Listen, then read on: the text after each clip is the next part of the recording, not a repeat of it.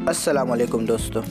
4 act structure दोस्तों, drama serial में सबसे ज़्यादा इस्तेमाल होने वाला फॉर्मेट, लेकिन आखिर ये है क्या?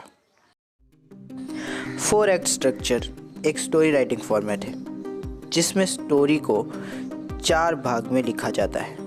हर भाग एक एक्ट है और हर एक्ट स्टोरी का 25% होल्ड करता है। यहाँ हम 4 एक्ट स्ट्रक्चर को कहीं डीप जले की स्टोरी के साथ समझने वाले हैं, क्योंकि इस ड्रामा में इस स्ट्रक्चर को काफ़ी अच्छे से फॉलो किया गया है। तो सबसे पहले एक्ट 1। एक्ट 1 स्टोरी का शुरुआती 25% होता है। पहला एक्ट स्टोरी के हीरो, सेटिंग, कहानी की दुनिया और हीरो को मिलने वाली मुश्किलात को दर्शाता है। यहाँ ड्रामा की कहानी की नींव रखी जाती है, इसीलिए जो इन्फॉर्मेशन ड्रामा को समझने के लिए ज़रूरी हो वो भी यही दी जाती है। इसके 4 प्लॉट पॉइंट्स हैं: हुक, द इंसिडिंग इवेंट, की इवेंट और फर्स्ट प्लॉट पॉइंट। सबसे पहले यहाँ स्टोरी की शुरुआत में कोई ऐसी इन्फॉर्मेशन दी जाती है जिसे देखने वाला स्टोरी से हुक हो सके। ये इन्फॉर्मेशन कुछ भी हो सकती है। फॉर एग्ज़ाम्पल, किसी हीरो की एंट्री, कोई डायलॉग या फिर हीरो हीरोइन के बीच की पहली केमिस्ट्री। अब इसे कहीं डीप जले से समझते हैं। स्टोरी का हुक होता है जिशान की बैक स्टोरी। पार्टनर उसे चीट करता है और सारा बिजनेस हथिया लेता है। वो और उसकी माँ जी रातों रात सड़क पे आ जाते हैं। यहाँ जिशान माँ के लिए लंगर से खाना लेकर आता है और जब माँ को प्यास लगती है तो सड़क पे रखे जग में से पानी का ग्लास भरता है, लेकिन जैसे ही वो माँ की तरफ बढ़ता है तो चेन खींचती है और ग्लास वहीं गिर जाता है। इसके बाद जिशान माँ जी के पास जाता है। जिशान उन्हें उठाने की कोशिश करता है, लेकिन माँ जी नीचे गिर जाती है। तब हमें पता चलता है कि माँ जी बेहोश हो गई है। दोस्तों, ये एक काफ़ी तगड़ा हुक होता है जो कि कहीं डीप जले के दर्शकों के लिए पहले ही एपिसोड में काफ़ी अच्छा इंटरेस्ट गेन करवा देता है और इसके बाद दर्शक इसके साथ हुक हो जाते हैं। दोस्तों, जैसे ही आप अपनी ऑडियंस को हुक कर लेते हैं, आप उन्हें कहानी के किरदारों और उनकी डेली रूटीन से इंट्रोड्यूस करवाते हैं और फिर बारी आती है इंसाइटिंग इवेंट की। इंसाइटिंग इवेंट स्टोरी में एक स्पार्क की तरह काम करता है। यहाँ कोई ऐसी चीज़ होती है जो आगे चल के पूरी स्टोरी का रुख बदल देगी। चलिए इसे भी कहीं दीप जले के एग्जांपल से समझते हैं। कहीं दीप जले के एपिसोड 5 में आता है इंसाइटिंग इवेंट। तौकीर रिधा को पोएट्री की बुक गिफ्ट करता है। रिधा उस बुक को देखती भी नहीं है और वहाँ से चली जाती है, लेकिन उस बुक के अंदर होता है तौकीर का लिखा हुआ खत। नौकरानी वहाँ आती है और उसे रिधा की बुक शेल में रखकर चली जाती है। यही वो एक्साइटिंग इवेंट है जिसकी हम बात कर रहे थे कि आगे चल के ये कहानी का मोड़ किस तरह से रोकेगा और ये किस तरह से पूरी कहानी को ट्रिगर करता है, ये भी हम आगे समझेंगे। इसके बाद आता है डी की इवेंट। कहानी का हीरो जब कहानी में उस मोड़ पर पहुंच जाता है जहां उसे अब कहानी के असल मुश्किलात का सामना करना होगा। यहाँ वो कहानी के मेन प्लॉट में शामिल भी होता है। कहीं डीप जले में कहानी का मेन प्लॉट और उसकी असल मुश्किलात रिधा का घर होता है, जिसमें जिशान पहली बार फहाम की शादी में शिरकत कर जुड़ता है। यहाँ जिशान और रिधा का एक दूसरे को पहली बार देखना ही कहानी का की इवेंट है। इसी के साथ उन दोनों के बीच की केमिस्ट्री शुरू हो जाती है। यहाँ जिशान रिधा और उसके घर वालों से जुड़ने की कोशिश करता है। इसके बाद आता है फर्स्ट प्लॉट पॉइंट। यहाँ कहानी का हीरो फाइनली कहानी के मेन प्लॉट का हिस्सा बन जाता है और अब वो यहाँ से वापस पलट नहीं सकता। यहाँ से उसका एक तरफा सफ़र शुरू हो जाता है। कहीं डीप जले में पहला प्लॉट पॉइंट है जिशान का एपिसोड 9 में रिधा का रिश्ता लेकर आना और रिधा से कहना, सुनिए, बड़ी चाहत और मोहब्बत से आपका हाथ मांगने के लिए आया है, जवाब में ना मत कहिएगा। यहाँ उसने रिधा की ज़िंदगी में और कहानी के प्लॉट में जुड़ने का फैसला कर लिया है और अब वो यहाँ से पीछे नहीं हट सकता। यहीं पर पहला एक्ट भी मुकम्मल हो जाता है और यहाँ स्टोरी का 25% हिस्सा ख़त्म हो जाता है। अब यहाँ से शुरू होता है एक्ट नंबर 2, जहाँ हमारे हीरो और हीरोइन का असली इम्तिहान शुरू होगा। इसमें सिर्फ 2 प्लॉट पॉइंट होते हैं और ये अगला 25% हिस्सा होता है। यह कहानी के किरदार अपनी ज़िंदगी में आने वाली नई मुश्किलात का सामना करते हैं और उन्हें समझने की भी कोशिशें करते हैं। इसका पहला प्लॉट पॉइंट है फर्स्ट पिंच पॉइंट। यह कहानी के हीरो के विरोधियों को अपनी ताकत दिखाने का मौका मिलता है। वो हीरो के लिए मुश्किलात बढ़ाते हैं और देखने वालों के सामने विरोधी की ताकत और हीरो की कमज़ोरियों को उजागर करते हैं।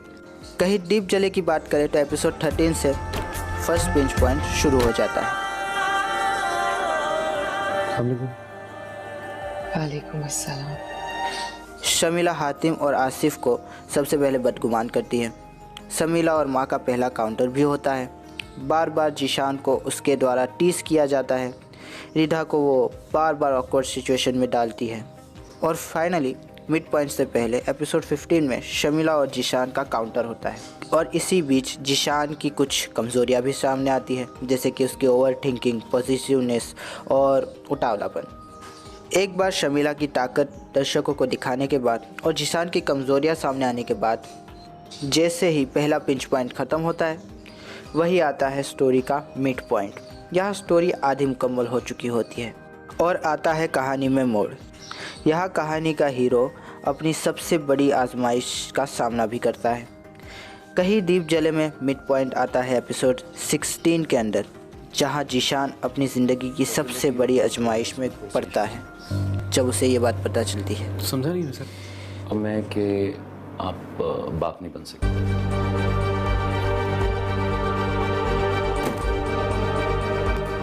क्या कहा सर? लेकिन वो रिधा को ये बात बता नहीं सकता। जाहिर है वो उससे ये छुपाने की कोशिश भी करता है। मिड पॉइंट के साथ ही एक्ट 2 ख़त्म हो जाता है और एक्ट 3 की शुरुआत हो जाती है।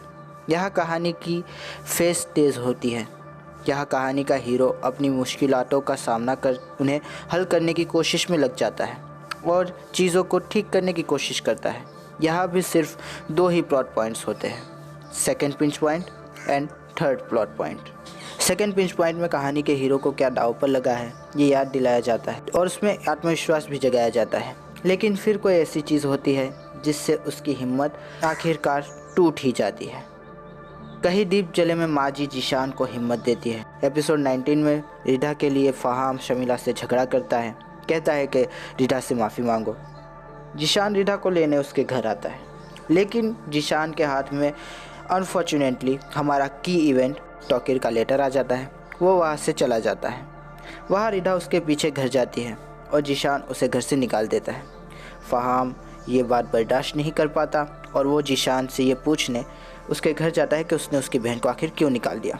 लेकिन 20वें एपिसोड में फहाम की डेथ हो जाती है और रिधा की भी हिम्मत टूटने लगती है। फिर आगे जीशान और उसकी भाभी रिधा के ऊपर इल्ज़ाम लगाते हैं।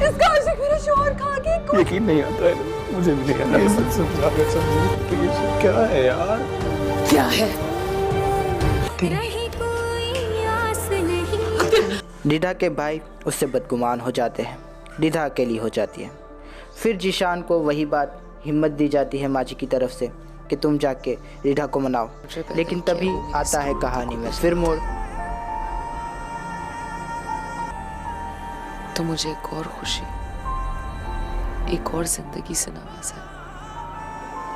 ये बात जैसे ही जीशान को पता चलती है तो उसकी दुनिया हिल जाती है। वो ये बात माजी को बताता है। ये क्या कह रही है? आपका बेटा सारी जिंदगी बाप नहीं बन सकता माजी। माजी उसे हिम्मत देती है और कहती है कि तुम्हारा रिश्ता दांव पर लगा है, एक बार फिर से टेस्ट करवा। लेकिन जीशान का उतावलापन। मैं बहुत तकलीफ में हूँ, बहुत बोझ है मेरे कंधों पे। मैं झूठ क्यों बोलूं? तो फिर मैं झूठ बोल रहा हूं क्या? तो फिर ये रिपोर्ट्स क्या हैं जो चीख चीख इस बात की गवाही दे रही हैं कि सारी जिंदगी नहीं बन सकता हूं मैं बाप। जीशान फाइनली एनवलप और रिपोर्ट लेकर वहां से चला जाता है। उनकी रिपोर्ट्स कहती हैं कि वो बाप नहीं बन सकते और मैं माँ बनने जा रही हूँ। फिर वो जाता है हॉस्पिटल।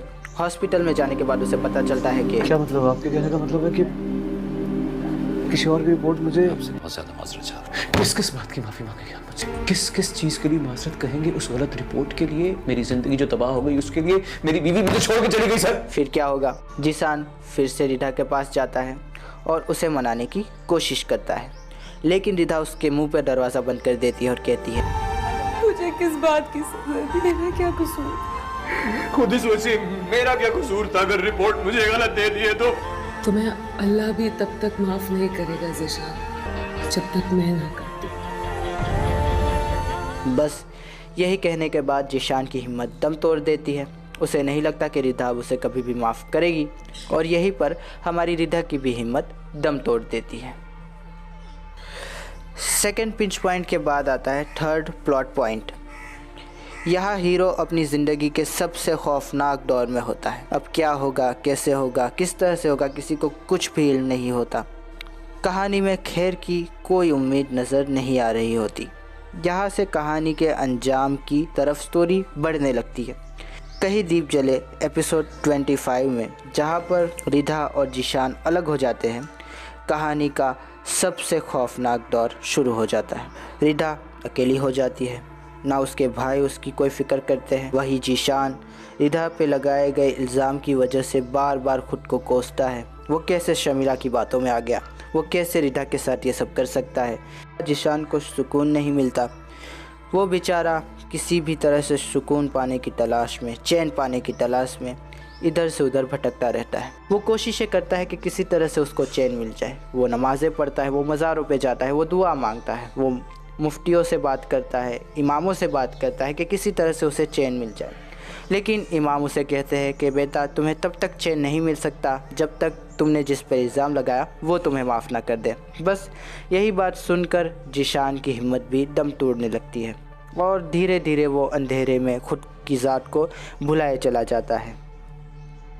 जिशान की मलामत के साथ यहीं पर आता है कहानी का आखिरी मरहला, एक्ट 4, कहानी का आखिरी 25%। यह कहानी अपने निष्कर्ष पर आती है। यहाँ चीज़ों को सुधारा जाता है, किरदारों में अब तक क्या बदलाव हुआ और वो कहानी को किस तरह से ख़त्म करेंगे उस पर फोकस रखा जाता है। इसमें आखिरी 3 प्लॉट पॉइंट्स आते हैं, क्लाइमैक्स, क्लाइमेटिक मूवमेंट और रिजोल्यूशन। सबसे पहले क्लाइमैक्स। यहाँ अब करो या मरो की सिचुएशन आ चुकी होती है। हीरो और उसका विरोधी आमने सामने होते हैं और आपका हीरो एक आखिरी कोशिश करने के लिए खुद को तैयार करता है। कहीं दीप जले में हातिम शमीला से शादी करने का फैसला करता है। एपिसोड 28 में हातिम और आसिफ रिधा को माफ़ कर देते हैं। आसिफ शमीला पर नज़र रखता है। एपिसोड 29 में शमीला और हातिम की शादी हो जाती है और वो और रिधा आमने सामने होते हैं। एपिसोड 13 में शमीला की माँ की मौत हो जाती है और फाइनली शमीला रिधा के फ़ोन से जिशान को मैसेज कर देती है कि वो अब उसके साथ नहीं रहना चाहती। जिशान को मलामत होती है। जिशान का ज़मीर उसे जीने नहीं दे रहा होता। उसे लगता है कि अब करो या मरो की सिचुएशन है, या तो वो रिधा की माफ़ी ले या फिर खुद को सज़ा दे। और इसी कश्मोकश में उसे रिधा का मैसेज मिलता है और इसी के साथ आता है क्लाइमेटिक मोमेंट। यह कहानी का हीरो आखिरी फैसला करता है, शमीला का फाइनली जिशान को मैसेज कर देना और उसे यह कहना कि रिधा उसके साथ नहीं रहना चाहती। जिशान ये पढ़कर खुद को सज़ा देने का फाइनली फैसला कर ही लेता है। आखिरी कोशिश, आखिरी अज़ाला करने जा रहा हूँ। अगर हो सके तो मुझे माफ़ कर दीजिए माँ जी। I'm sorry माँ जी। अब आता है 4 एक्ट स्ट्रक्चर का लास्ट प्लॉट पॉइंट, रिजोल्यूशन। यहाँ कहानी का आखिरी अंत दिखाया जाता है। सारी मुश्किलात अब हल हो चुकी होती है। पता चलता है कि हमारा हीरो आखिर जीता कि हार गया। कहीं दीप जले में आखिरकार रिधा को जिशान की हालत पता चलती है और वो उसे ढूंढ लेती है। उसे खुद को सज़ा देने से रोक देती है और कहती है, मैंने तुम्हें माफ किया, मैंने तुम्हें माफ किया अपने बच्चे के लिए।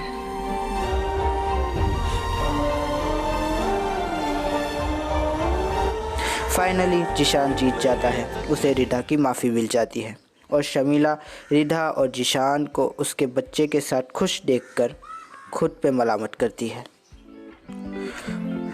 दोस्तों, अगर आप 4 एक्ट स्ट्रक्चर को समझना चाहते हैं तो कहीं दीप जले इसका परफेक्ट एग्जाम्पल है। इसमें 4 एक्ट स्ट्रक्चर को हूबहू फॉलो किया गया है।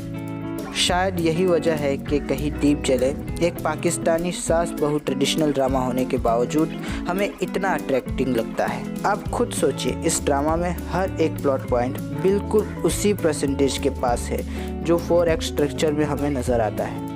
खैर, इस ड्रामा में सिर्फ यही एक चीज़ नहीं है जो इस ड्रामा को बेस्ट बनाती है, और भी कई पहलू हैं जो इससे बेस्ट बनाते हैं, लेकिन उसकी बात किसी और वीडियो में करेंगे। तब तक के लिए खुदा हाफिज़। अगर आपको वीडियो पसंद आया हो तो लाइक कीजिए, सब्सक्राइब कीजिए और शेयर भी कीजिए। ज़्यादा पसंद आया हो तो कमेंट भी कीजिए। दोस्तों, थैंक यू, खुदा हाफिज़, फिर मिलेंगे।